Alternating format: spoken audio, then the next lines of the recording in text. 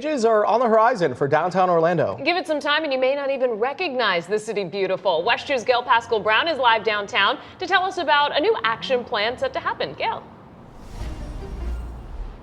Absolutely, Michelle. The plan includes converting some one-way streets to two-way streets in downtown Orlando to make driving more direct and creating what developers call walkability. It's like going to the eye doctor. Which is better, this or this? This or this? Thursday night, the Orlando Downtown Action Plan was detailed at the Orlando Public Library. Residents, business leaders, and even visitors learned about 5 projects making downtown Orlando a more walkable, picturesque, and more business-friendly city.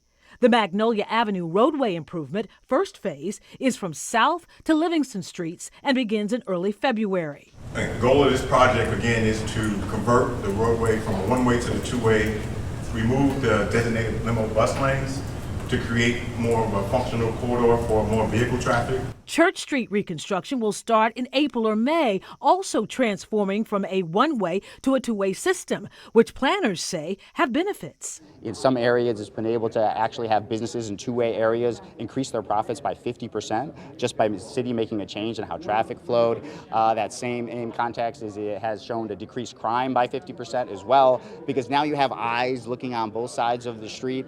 But one resident and preservationist is concerned about removing the historic brick street. There's significant culture to Orlando. The first thing women ever got to vote on in this city was, I want bricks. I'm tired of my dresses getting dirty in the dirty streets. 30 South Orange at the corner of Pine Street and Orange, where the old Quiznos was, will have more greenery, benches, and lighting at night.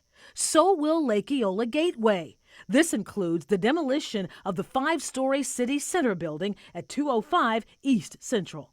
So that actually allows us to get that grand entranceway into Lake Eola. Jeff Thompson is also concerned about the historic home next to it, though nothing is etched in stone.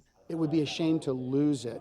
That could so easily be repurposed as a great restaurant. The Canopy, which is 9 acres between south of Church Street and north of Central under I-4, will see vast improvements too.